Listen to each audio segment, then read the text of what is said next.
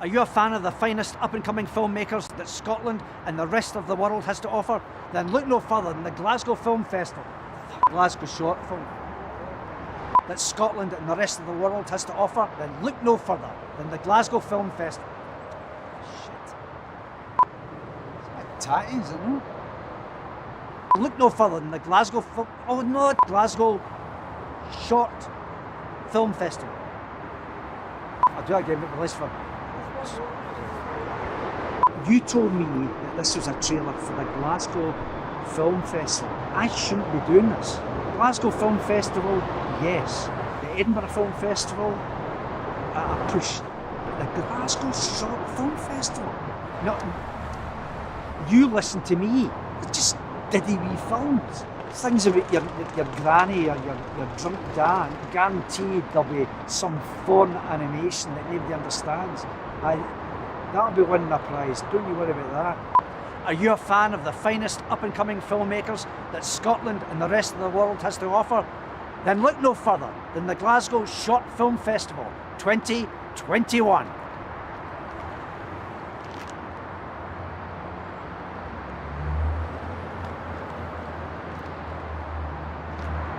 Give a lick of paint.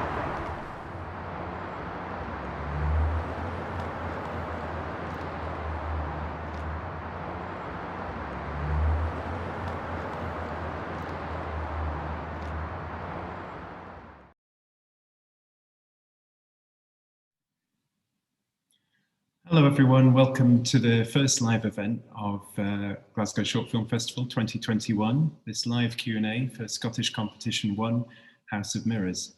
My name is Matt Lloyd, I'm the director of the festival, and I'm delighted to be joined tonight by 6 filmmakers. We have Chris Leslie, the director of Zatwarangi. We have Adura Onishile, director of Expensive Shit. We have Jack Gosend, director of Everyman. Penny Davis, the producer of Consumed. Tom Nicol, the director of Lighting Tests, and finally Owen Gower, the director of Burn on Arrival.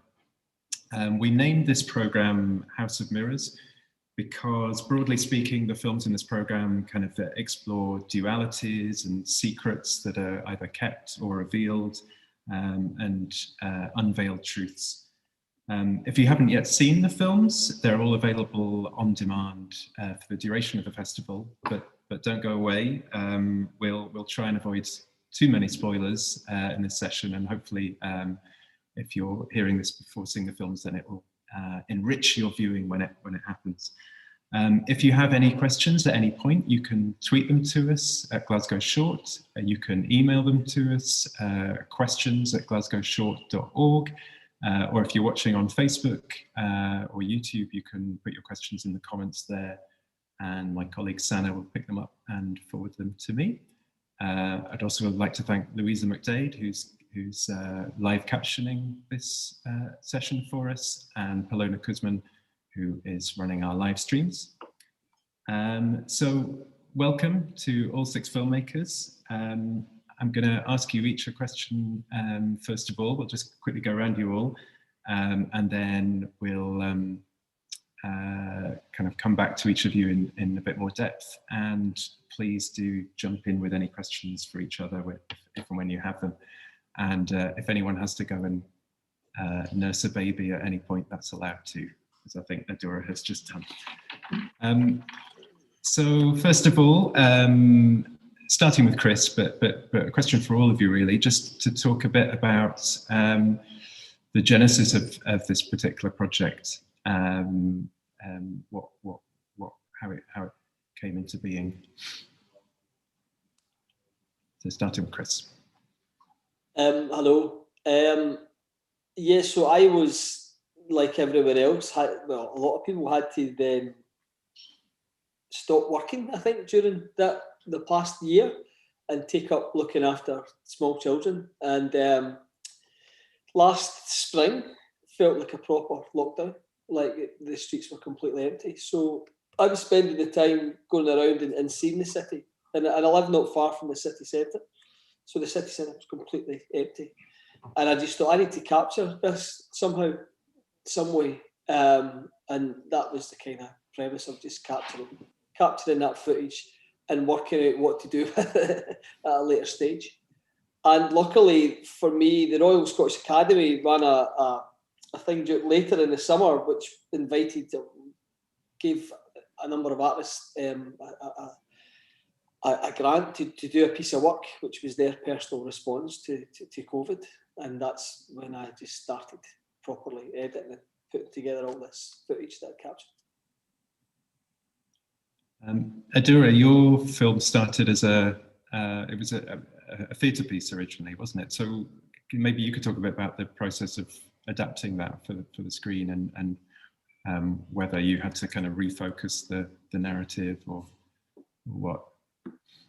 Yeah, so the play was set at 2 different times in 2 different locations, Glasgow in the noughties and Lagos, Nigeria in the early 90s. So when we were adapting it to screen, it, you know, to short, because it was a short film, it seemed clear we had to be in one location. And it also allowed me to kind of hone in on what I hadn't been able to do in the play, which was really kind of focusing on the dilemma of the lead character. In the play, they were like, you know, yeah, it felt like the protagonists were more spread out, but in the film, it allowed me to concentrate on just the club, the 2 rooms, and the dilemma the lead character finds itself in. I really enjoyed that process, actually. Felt like I was able to be more focused on what the story was. Yeah. Thank you. And then Jack, your film is obviously a very personal story and it's also a very internal story, I suppose. So I'm interested in how you went about addressing such a personal story and how the decisions you made to visualize it, I guess. I guess it was, part of it was because it's about the social side of transitioning. It's very subjective, and it's also me looking back. So, you know, usually when you make a documentary, you're trying to capture kind of what's happening at the time. But I was trying to capture something that wasn't only something that had already happened, but it was also something that had happened completely in my head. So I was trying to think of, you know, how can I visualize that? And I tried to kind of, there's like a variety of styles, and the reason that I did that, because some of it I felt was a bit more objective, and it was a little bit more like, you know, it was kind of, yeah, a kind of more traditional documentary visual, I would say. And some stuff was, you know, just kind of a feeling more than anything. So then I would just like, okay, well, how can I visualize this feeling? What does that feel like for me? So those visuals are a bit more, you know, are more out there and maybe don't really, you know, make any sense on a kind of, you know, literal level, but hopefully the feeling is conveyed. Thank you. And then Penny, Consumed started life as a short story, is that right? And perhaps you could talk about the process of taking that short story to script and then to screen. Sure, that's correct. I was actually thinking this week, Matt, it's 2 years ago since we started this process, so it's going back quite a way. It's 2 years this week. Consumed is based on a short story called Can You Eat the Wind? By a Welsh writer, Sian Hughes, who is someone that Simon Pereira-Hind, our writer, read the story and came to myself and Karen Lamond, our director, with the story and asked us if it was something that we would like to work on. And we went through the development process with Scottish Film Talent Network, SFTN, which was absolutely fantastic and helped us get to the heart of the story, which is hopefully what the film is now. When you watch the film, the atmosphere is quite claustrophobic, and that was intentional. Really wanted to focus on the Faye, the central character, a female character, and how she responds to this really, really awful incident in her life. And then Tom, your film is quite a departure from the film we showed last year, which was sort of a big budget boarding school drama, and this is kind of much tighter, much more kind of, I suppose, experimental in terms of narrative. Perhaps you could talk about why you made that leap. Yeah, I think there's just, well, for me personally, there's always the impulse to do something quite different from what you did last. So coming out of that experience, doing Educated, this I don't even really remember how the idea occurred. I think I probably was just wanting to do some lighting tests with Ben, and then I thought, oh, Liam, because Liam, who's the actor in it, is a friend, and then I thought, oh, Liam, and then I thought, oh, there could be an interesting dynamic here, and just, I think it just kind of occurred as kind of simply and organically as that, and then I thought, oh, that's quite an interesting premise, and there could be some fun to be had, and you know, an interesting kind of, you know, snapshot of a relationship between two people that has comedic components and dramatic components, hopefully towards the end. And yeah, that was really it. So it was very much, you know, very going back to very small crew. You know, Educated is the only funded work I've done, so it was going back to kind of very small crew, just working, you know, like 5 or 6 of us, and putting this thing together over a couple of days, and yeah, it was good fun. And Owen, your film is kind of not quite the opposite of that, but certainly much more kind of glossy, big thriller drama, but with kind of roots in you know, very real social tragedy, I suppose, of the Reagan closure. Can you talk a bit about the genesis of your project? Yeah, I mean, it actually started about 10 years ago, because so my mum was teaching at a maximum security prison, Saughton in Edinburgh, and one of her prisoners gave her a kind of series of kind of writings that he'd done, kind of short stories and things, and that's where I got the guy in the Santa suit in the kind of middle of nowhere, and I'd written something 10 years ago with a completely different story, and then it just kind of sat there, and I'd just finished a job about I was doing something about universal credit, and I kind of had finished that, and then kind of picked up this script again, and I ended up throwing the whole thing out and just keeping that kind of image, but basically doing a whole, you know, I was at a very different time in my life, so kind of whole new story, but kind of bringing some of those things in, because when I was doing the thing, you know, I'd already done something about the miners' strike where Ravenscraig had kind of been quite regularly featured, and then doing this thing about universal credit where I was in these kind of post-industrial towns that some of them the lost industry from quite some time ago, and I'd had their communities ripped up, and there was just this real sense of, you know, that thing of kind of being cast out into the cold, having had a kind of solid, stable community, and suddenly being cast out into the cold and having your kind of world turned upside down and nothing really making sense, and this sense of a wider trauma that's kind of just buried, you know, on a national level, and therefore these forces kind of shaping people's lives and shaping people's decisions, even if they're not entirely aware that, you know, it is those forces at play. And so I think that was kind of where it came from into the kind of story, was that to kind of try and capture that essence of it. And the other thing was the kind of 90s, you know, because I remember as a kid, you know, you'd had like the miners' strike and all of these things and the kind of traumatic events, and the 90s was this kind of neon day glow sort of period of time, almost like covering over, you know, kind of what had happened in the country. And so there was a kind of element of trying to capture that as well. Thank you. So I'll go back to Chris first of all. So can you talk a bit about, obviously, your work, your previous work, you know, you've done a lot of documenting of conflict and trauma in the former Yugoslavia, and you've also documented the changing landscape of Glasgow. So sort of there's a natural coming together of two previous strands of your work in this film. Can you talk a bit about the connection, making that connection between the siege of Sarajevo and the lockdown that we're experiencing, and where in that process did the testimony that you use fit. Was that something you'd already come across, or did you then ask?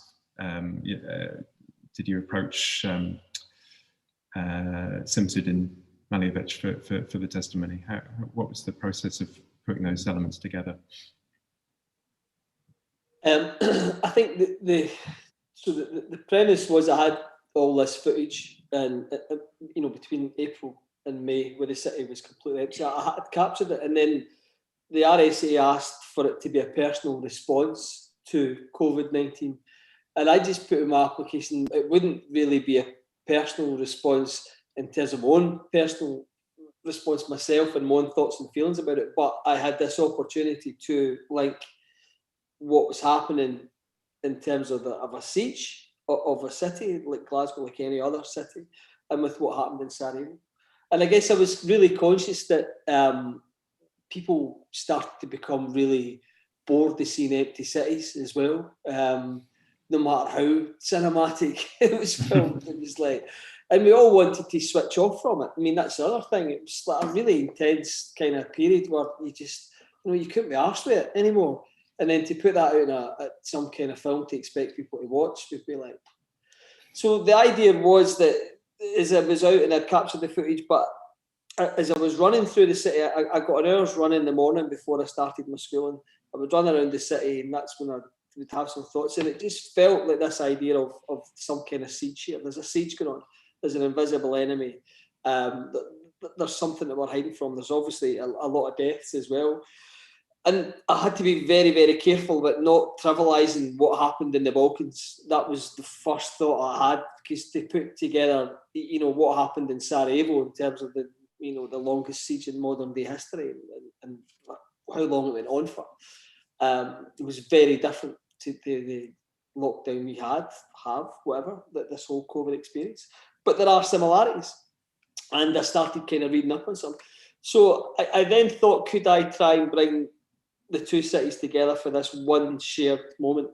And I wrote down some ideas, but I spoke to a lot of people and a lot of friends who'd lived through the siege of Sarajevo, and spoke to them and interviewed them and tried to get an idea of what was the same and what was similar, and then worked exclusively with Simsid to just let me hear your story. And we got the audio recorded out in Sarajevo, and then matched that with the scenes of Glasgow.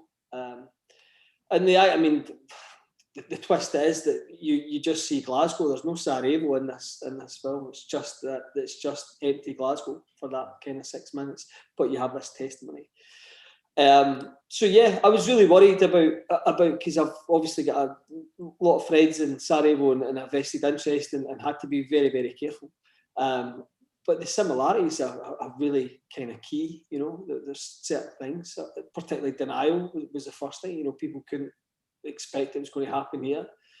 But at the start of the war in Sarajevo, they saw what was happening in Croatia, and then through the disintegration of Yugoslavia, they thought, but this will never happen here. Sarajevo was a very modern, cultural European city. This can't happen here. This won't happen here. So there was things that were similar, this kind of denial, the kind of warlike rhetoric as well, because we were on a war footing as well. And I think it was the idea of being surrounded by an invisible enemy. And Sarajevo as a city was surrounded for 4 years, whatever. But with the idea that it won't last forever, and people just thought it won't last forever, this won't last forever. That's what people in Sarajevo thought. And so that was the idea. But I worked really closely with people from Sarajevo to make sure I got that right. But interestingly, final point was I then showed a rough cut to a guy here in Scotland, a good friend of mine watching TV, and he said, what was that? He said, I feel as if I've just been slapped in the face, and like COVID doesn't really matter. So it works both ways, it swings around.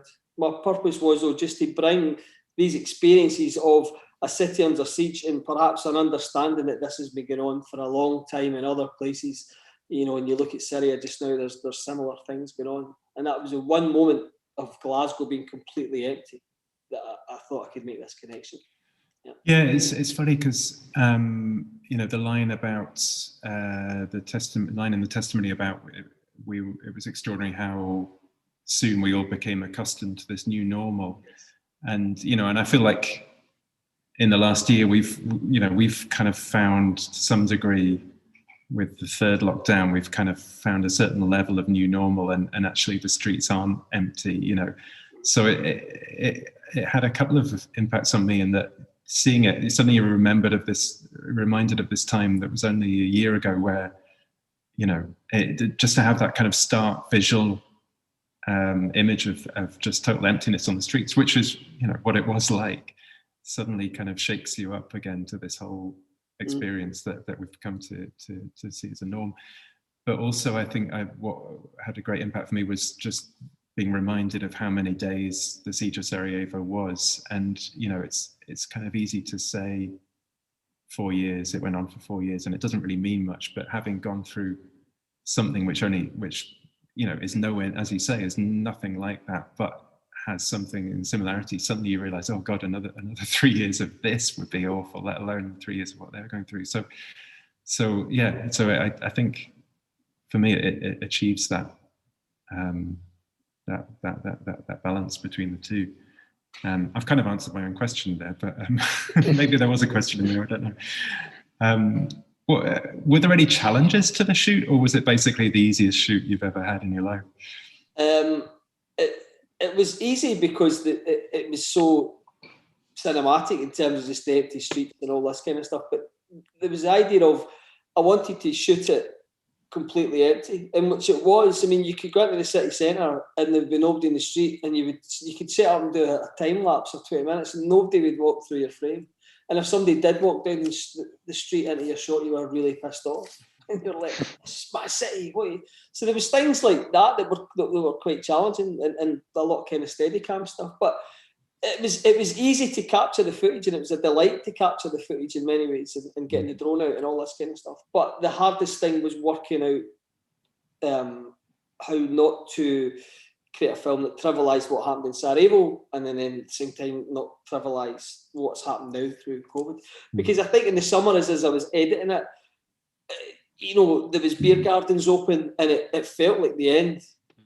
There was a period there last summer where it was like games of bogey. That was a funny couple of months, and so the editing was kind of done at a different time. If it had been done now, I think it would have been a bit different. But I think just the headache of it, of the whole situation, that this is perhaps, maybe this was my personal response to it. I always say it's about City Sarajevo, but maybe the only way I could deal with it was put together this film and homeschool 3 wins at the same time and keep my sanity. But it wasn't. It was just making sure that connection was right, and just speaking to a lot of people in Sarajevo to make sure that done it justice. Yeah. Does anyone else have a question for Chris at all?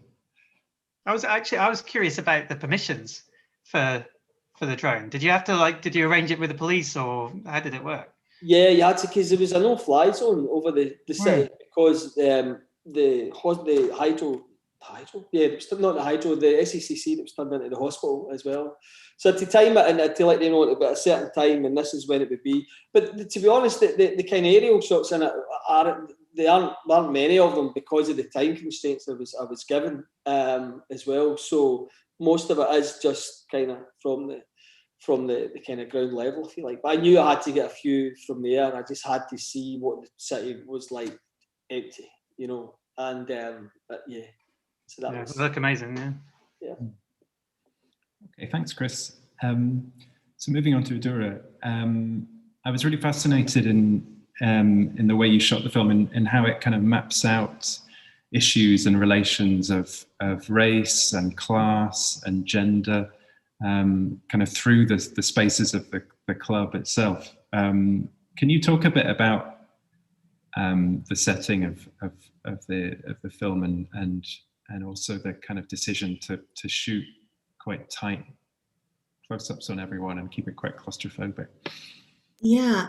Okay. So to give context, the story is loosely based on a true story that came out about the Shimmy Club around 2012-13 in Glasgow, where there was a two-way mirror in the women's toilets that male punters could pay to go into without women knowing.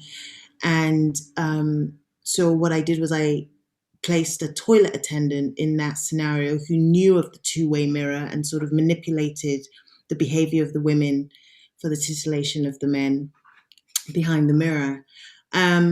So in terms of how it was shot, I mean, for me, it's always led by the kind of dilemma of the character. So, you know, for me, she's sitting in the toilet, but all of her consciousness is in this secret room. Like, that's everything is about the secret room that nobody in the room she's in knows about.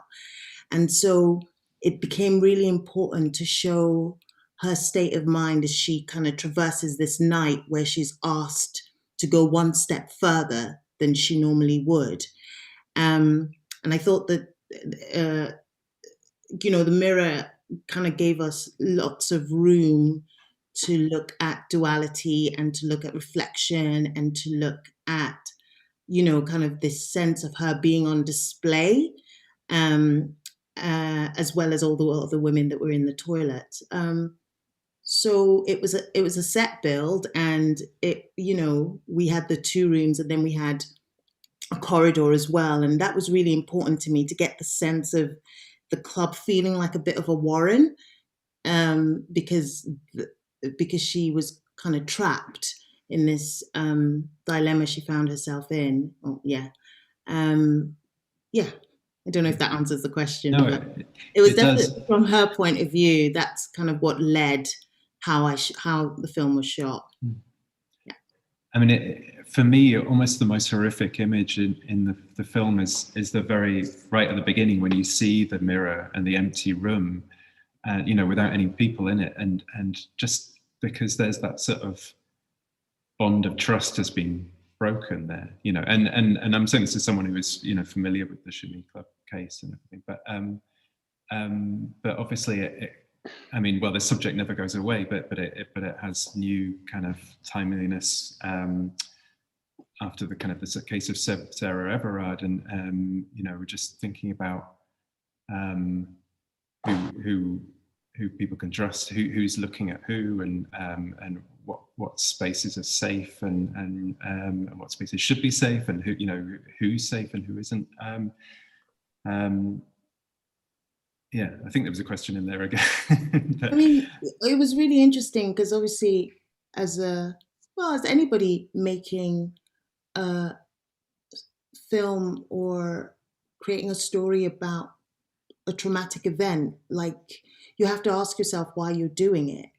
And as a woman that was looking at a situation like this of assault, essentially, there was a moment in the shoot where I had to like take myself away and go, do I need to be putting this out in the world right now? Like, it's just so harsh and so full on. And even though, you know, it absolutely still goes on, and we don't talk about it enough, and the layers of it are just so kind of, it runs the gamut from really subtle manipulation to full on assault, and all of it is traumatic. And I think I still felt heavy to be doing it. And I definitely had a chat with my producer at one point going, why are we putting this out in the world? But we put it out because it still happens, obviously. And this sense of safety and women's safety, and I mean women in all senses, is still a massive issue. And I think, you know, any opportunity to talk about it more and to delve into it more is a good thing, if we can, you know, kind of get rid of it. Yeah. And can you talk a bit about your working with your lead actress? Had she been in the theatre production? No, she hadn't.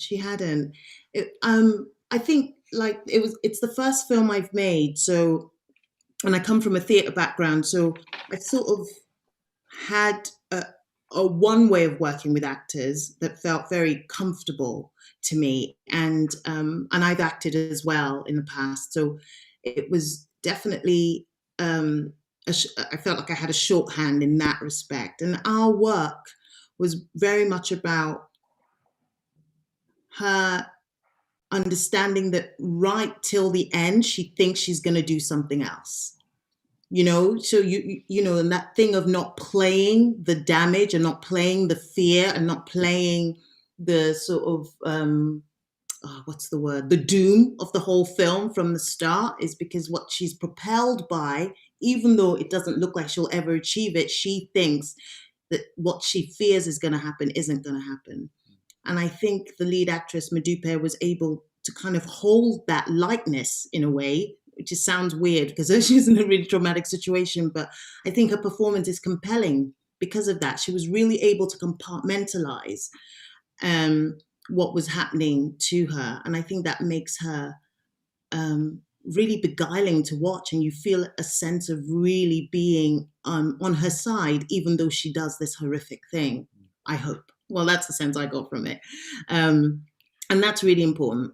That was really important to me because I'm not particularly interested in good, bad, hero,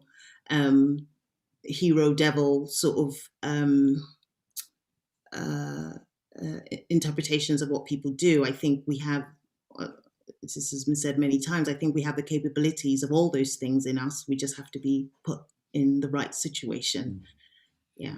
Yeah, no, I think that's right. And I think she does put across, and you put across that the kind of bind she's in terms of the structures that she's caught within, and in terms of the way she's treated by other women in the space, as well as, and the I guess the kind of financial structures she's kind of caught in as well. So I think between the performance and the direction, I think you definitely get across that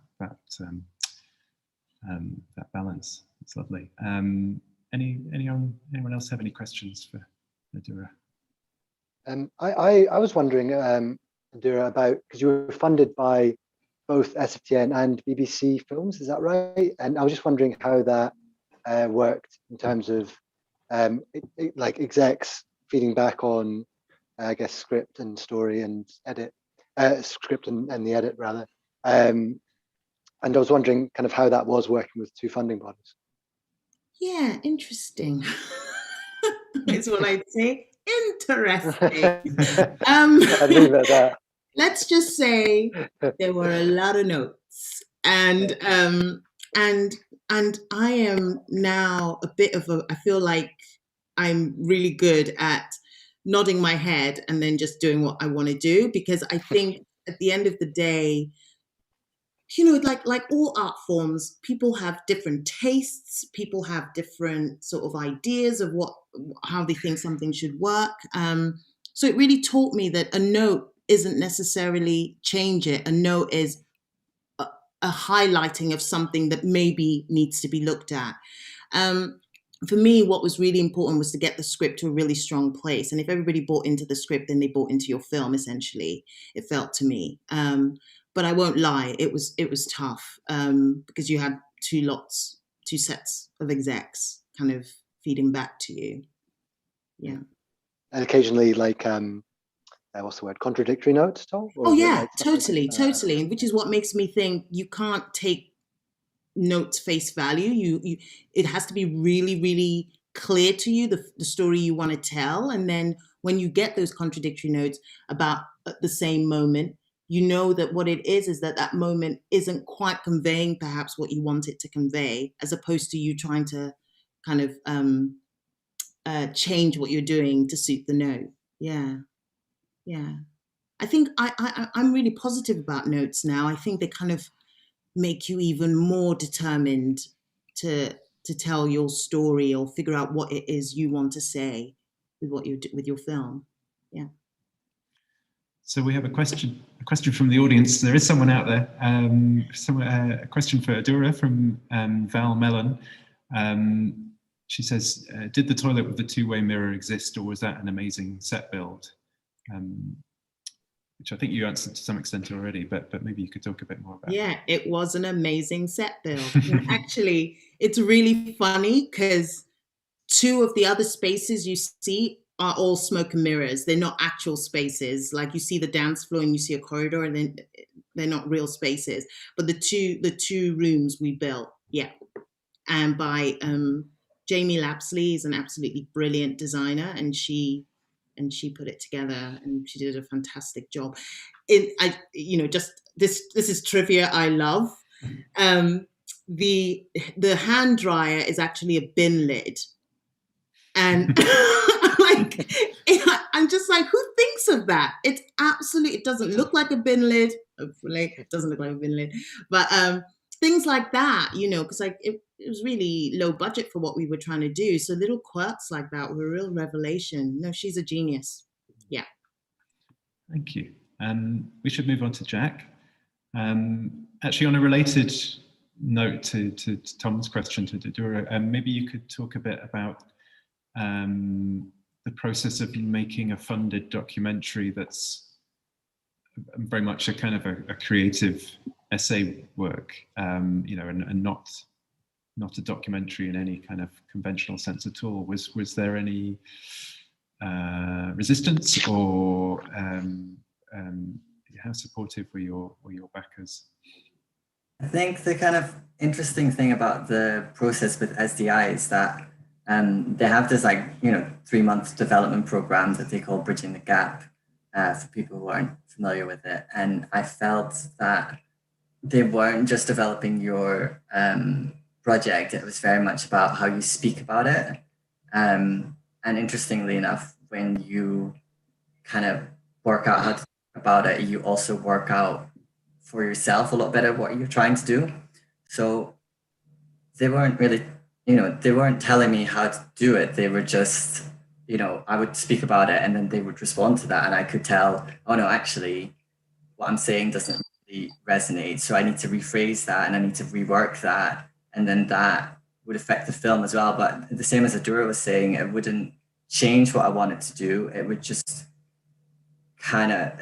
change the way that I was I don't know how to say it. It's just still doing what I wanted to do. I was just doing it, I guess, more eloquently now.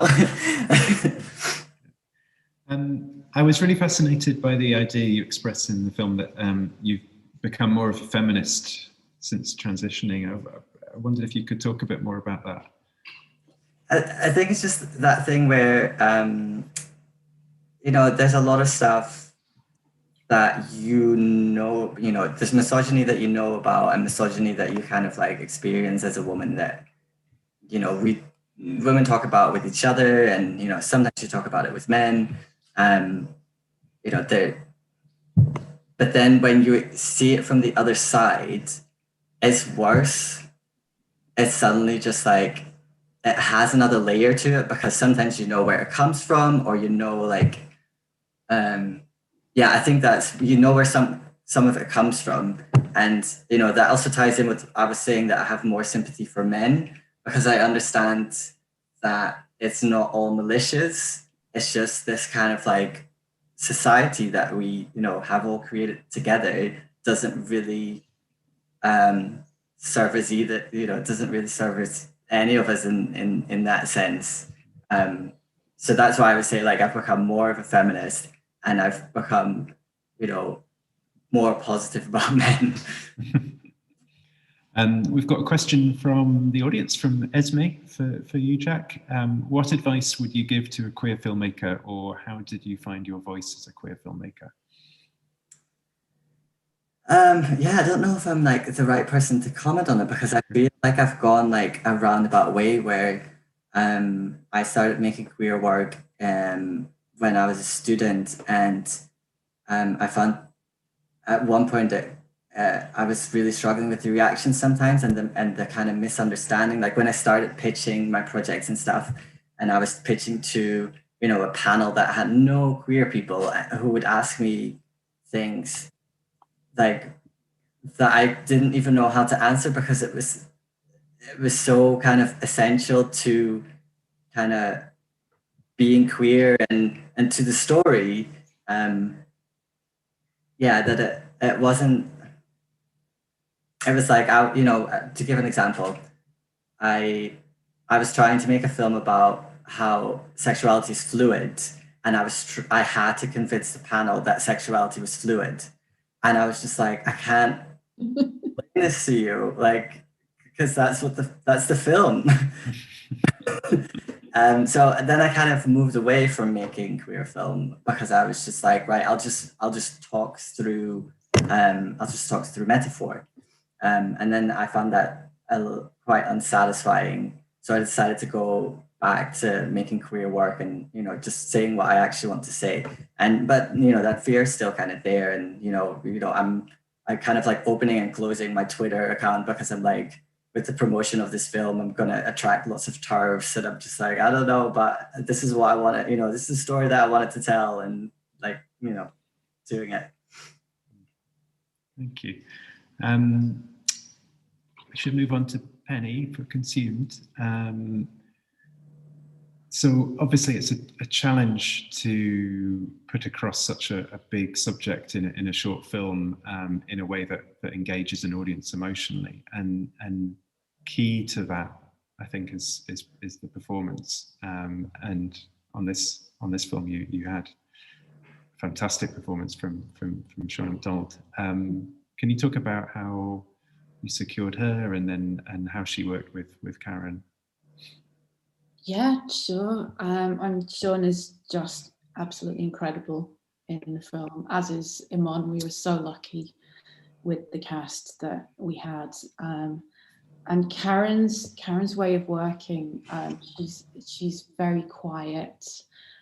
She very much lets people express how they're feeling, and just kind of comes in very smoothly, very quietly, and just gives tiny little notes, and then walks away and then lets them do it. And I mean, Shauna just did it and was fantastic. And the end scene, I won't spoil the ending of the film.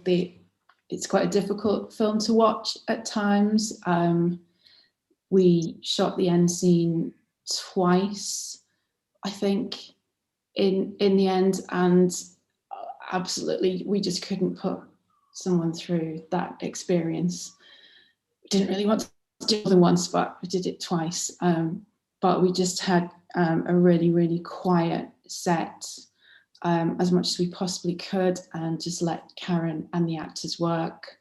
Karen's background is commercials and stills and music videos, and she has a really tight team of people that she works with quite a lot. So we had Simon Hawken, who's Karen's DOP. They again have a very quiet working, that they kind of just move around the action and let things happen.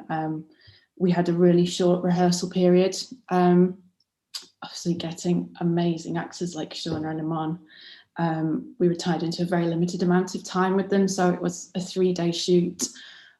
We rehearsed half a day and just went through things once, and then Karen's very prepared. Shot-wise, she knows exactly what she wants when she comes in. The lady does her homework. She did her homework. We came in, we did it, and I'm obviously very biased, but it's beautiful. I was really impressed as well by the sensitivity with which Tom's character is portrayed as well, in that he says the wrong thing every time. He doesn't get it, but he's not a bad guy. There's a kind of a delicate line that's kind of trod there, whilst expressing something quite true about well, I don't want to make generalizations, but about men and their understanding of this kind of grieving, I suppose, or the lack of understanding of it. Was there a lot of research before the production? Yeah, we spoke to, a lot of that is in the original story. The character of Tom in Can You Eat the Wind, as Adura was talking about before, it's more kind of good and evil. He's very much the bad guy in the original story, and that's something that we wanted to move away from a little. We wanted it all to be a bit more complicated and messy and feel a bit more real. And we didn't want this guy just to be out and out bad guy. And he just, as you say, he says some things that you kind of want to put your head in your hands and go, oh God, oh no, what? Oh, did he just? We did a reading after Simone had written a few drafts of the script and talked about that, and very much felt that we wanted to go that way and in that direction with the final story. We also spoke to a good friend of Karen's who's a midwife, because we really wanted to make sure that we were doing everything right and as respectfully as we possibly could. It's an experience that a lot of women, a lot of couples go through, and we worked as hard as we could to make sure that that felt real. And I think it's the overall atmosphere. It's much more tense. You don't quite know where to sit within that relationship, and it's I think it's a difficult watch, but I'm really glad we made those decisions. Absolutely, it definitely pays off. It's a fantastic piece of work. Yeah, and Amon's also amazing, I should say. I mean, we were really, really lucky to get him, and him and Shauna, they were a couple. Oh, thank you.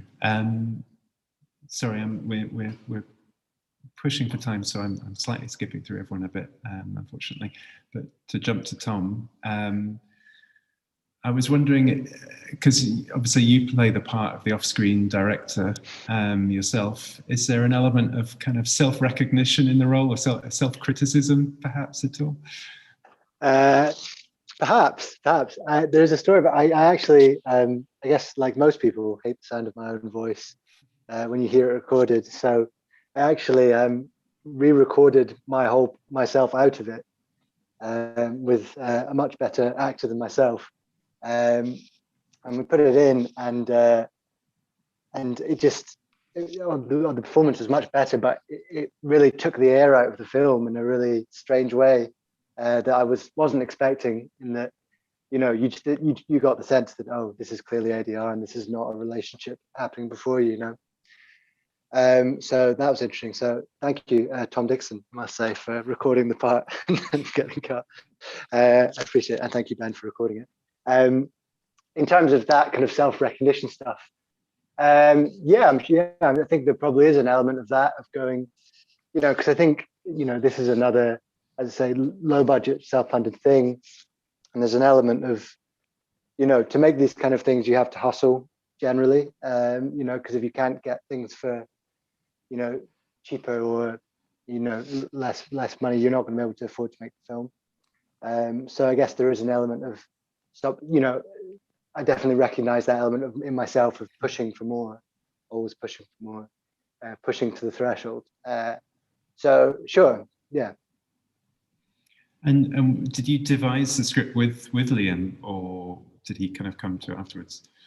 Yeah, we worked from it together from the start. I think when I was initially coming up with the idea, I thought, oh, we can just, I'll have some ideas and I'll just throw them at Liam, and he'll do some stuff, and then we'll cut that together. But then I kind of quickly realized that the way I didn't want to do it so that I was kind of jump cutting through scenes to get to the right bits, etc., etc. I just don't. That's not really an aesthetic or approach that would interest me. So I was like, okay, well, we're going to have to like tightly script each of these shots to make them work. So most importantly, the kind of monologue towards the end, which is I think about 3 minutes, and that was something that I was like, okay, I think I said to Liam, here's a few ideas.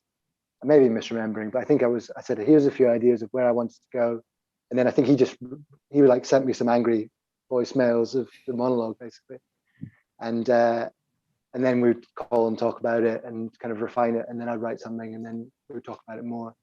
And that was kind of how it worked, really. There was one, the penultimate scene, I think was the only thing that we kind of invented on the day due to the space being different than we wanted. But yeah, that was kind of it. It was very much a collaborative experience with Liam. Does anyone have any questions for Tom at all?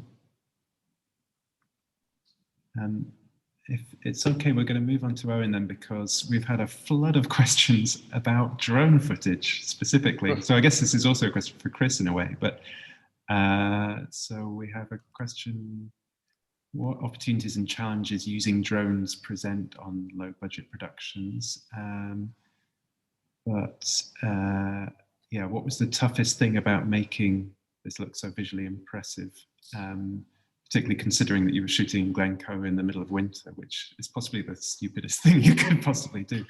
I know. Because I'd written the script full of snow and, you know, snowy mountains, but I just never thought we would get it, really. So the reason we were in Glencoe was because I thought, well, if I'm not going to get big snowy mountains, I'll go to a really dramatic place. So at least, you know, we have all these kind of this really bleak, stark, you know, kind of empty environment. And so we, you know, I found all those locations about 9 months before, and then we kind of, you know, we timed it for the winter to think, well, maybe there's a chance. And on the day we were supposed to shoot, it was forecast for sleet, and it was like the worst of everything. So I thought we might have to cancel the shoot or whatever. And then at 6 in the morning, we're kind of driving to the location, and it's like a proper blizzard. And obviously the crew and, you know, everything's a bit nervous about it. And then it suddenly it cleared, and it turned out to be the snowiest day of the year that day. And so it was kind of like winning the weather lottery. You know, we were kind of like, this is brilliant, you know, and managed to, you know, had a brilliant drone operator, actually, a kind of real pro. And so he was able to get the drone up, even though it was snowing a lot of the times that he had the drone up, but he was kind of, you know, confident enough and kind of able to control it and things. And then we finished the shoot, and we went, oh, that's brilliant. It was all the day exteriors we were shooting there. We had a number of other locations for the other stuff. And we thought, okay, great. How are we going to do the rest of the film now? Because we're not going to get snow, you know what I mean? The chance of getting that snow again. And so suddenly it was like a scramble for snow machines, and we got a brilliant VFX guy, Donnie, on, and kind of used every trick in the book to kind of fill out the rest of it, basically. But we'd got the day stuff, you know, in the can, and that kind of, and thankfully the day scenes were also spread over the course of the film. So actually, in its entirety, you get the sense of this kind of snowbound world. So it kind of, we were very, very lucky, really. But obviously, it was a bit of a nightmare. And I have a question from Charlotte Hobbs for you. Both James Harkness and Kate Dickie are amazing in this. What was it like working with them both? Yeah, like a real honor, really. I mean, I'd written the role with Kate in mind. So, you know, she was the first person that we approached, and the fact that she said yes was, you know, it was like, that was a kind of first big thing for us, really. And so, and then we got James on board after that. And we'd imagined very originally, in a kind of very old script, he was like an old man, the character originally, and we went through a kind of number of iterations, and it was actually finding James sort of, you know, really cemented the character. But we didn't have any rehearsal time with either of them, and so there was kind of two things. One was that me and the DOP, Steve Cardno, we thankfully spent kind of a month going to all these locations and pre-visualizing like everything to within an inch of its life, with me acting kind of all the roles, and just getting the whole thing planned and absolutely ready, so that, because there's so many setups, you know, there's so many setups in this film, and so by doing that kind of gave us the freedom on the days to then just really let the actors go for it. And the kind of at the end, or, you know, towards the end, the scenes that get particularly emotional, that was kind of went way beyond what even I'd envisioned, really. It kind of, they, as actors, just took it to a whole kind of next level. And thankfully that was on the kind of second day of shooting. And so we kind of knew, actually, the emotional level that we were going to get to. And then again, it was a case of, for the rest of the scenes, just kind of really working closely with them to make sure that we were kind of, you know, getting the right journey to kind of get to that point. Thank you. Well, I think we're more or less at the end. Does anyone have any other questions for each other at all? No. Good. Well, in that case, thank you all for joining us, and thank you to the audience for joining us as well. Do keep coming back every evening at 7:15 for these Q&As, and we will be screening the whole Scottish competition all week on demand. Tomorrow we have a Q&A for the Barbed Wire Love shorts program, which I think is going live shortly after this finishes. And and I should also say that Consumed features in a panel tomorrow morning, 11:30, a panel called Doing No Harm. It's exploring representations of mental health issues on screen. And so Simone, the writer of the screenplay, will be on the panel along with the screenwriter of Do No Harm, Rosie Barnes, and one of the two filmmakers behind the documentary Harmonic Spectrum, whose name is Austin, and the name escapes me, Austin something. I thought I'd done pretty well to get to that stage. You remember the name? Austin something. Anyway, on that bombshell, thank you all for joining me, and I'm sorry that we can't all go to the bar for a couple of drinks afterwards, but such is life. Maybe we'll have a park-based drink at some time in the future. All right, thanks very much, and that's us signing off.